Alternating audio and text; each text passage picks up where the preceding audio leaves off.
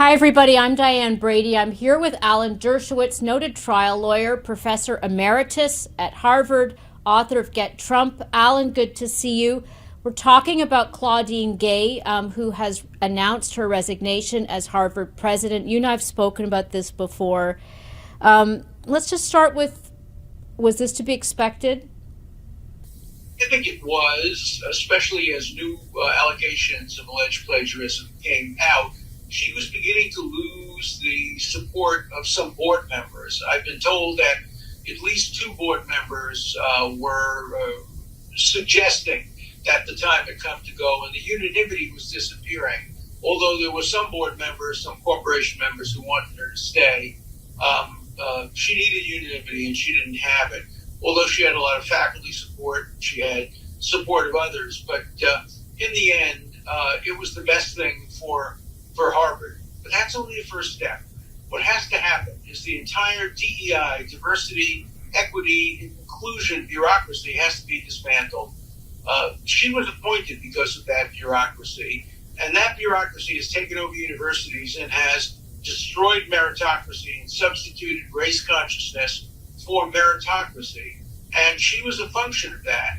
And I hope that along with her resignation comes the end of DEI and the return of real meritocracy, where people are judged, as Martin Luther King said, not by the color of their skin, but by the content of their character. Do you think there's any room for race consciousness, for diversity as an added factor when we're seeking to have the presidents of our universities reflect the makeup of our society? I mean, what role can it have? Because obviously we want to see a diverse range of leaders.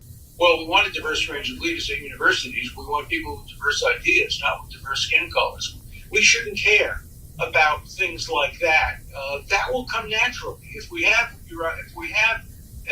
meritocracy, there are a tremendous number of extraordinarily able people of every background and race, and we will get diversity from meritocracy. But you can't sacrifice meritocracy to some kind of artificial diversity. The last thing Harvard has today is diversity. They have people of different racial backgrounds, but everybody thinks the same. And that's exactly what you don't want at a university. If you want diversity, you want to have people who are different points of view on abortion, different points of view on gun control, different points of view on the Supreme Court.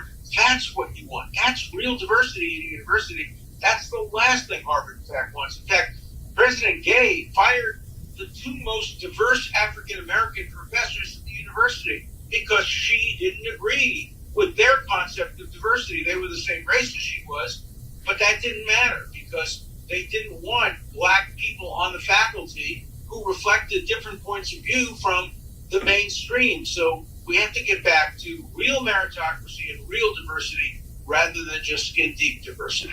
One data point I'd mention to support that argument is that Harvard has ranked so low when it comes to free speech, on various metrics. So do you see this as a sign that may change? I sure hope so.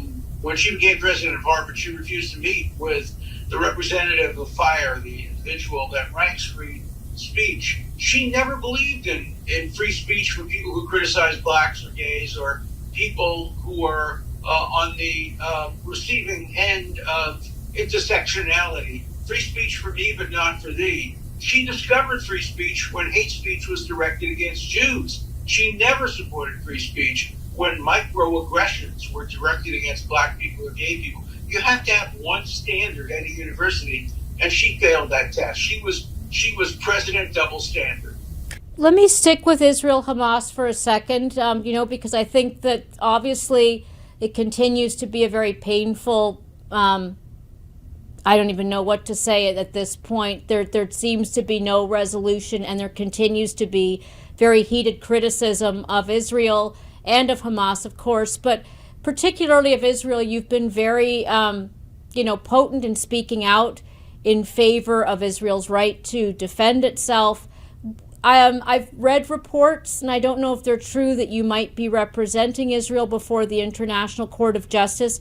I don't know if you can comment on that, Alan, or if you just want to talk about whether there's a case there. There is a case there, and of course, having the honor to speak up on behalf of Israel in any capacity, but I can't comment beyond that. Having said that, it's not a strong case. Israel is not engaged in genocide. It's helping Hamas people in hospitals. It gave thousands of people from Gaza jobs. It's the last thing from genocide. There are genocides in Rwanda and other places, but they're being ignored. Israel has had fewer civilian casualties in proportion to terrorist attacks than any country faced with comparable urban warfare. And so you have to compare what Israel is doing to what other countries have done in comparable situations. And Israel is innocent of any charges of war crime. Hamas, on the other hand, is guilty of 4 different kinds of war crimes.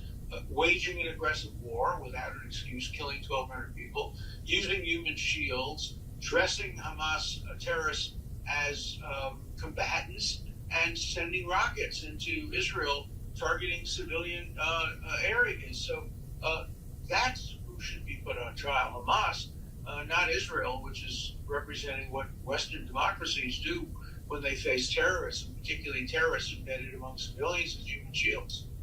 Finally, Alan, I'd love to just get your view of the ongoing saga of the 14th Amendment being used to keep Donald Trump off ballots. We've now seen, certainly this is happening in Maine. We're seeing a lot of discussion across the different states.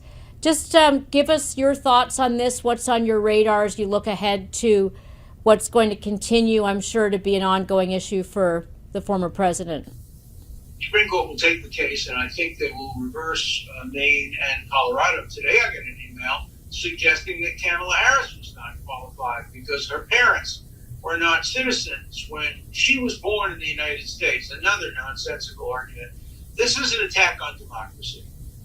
Professor Lawrence Tribe, in an absurd tweet, said, "Oh, it's the best thing for a democracy if we deny somebody the right to run for office." No, that's not the best thing for democracy. Billions of Americans want to vote for Donald Trump. Billions like me want to vote against him. But we have the right to cast our vote, not to have some Secretary of State or some judge in Colorado decide who we can vote for and who we can vote against. Thank you, Alan. I look forward to continuing the conversation.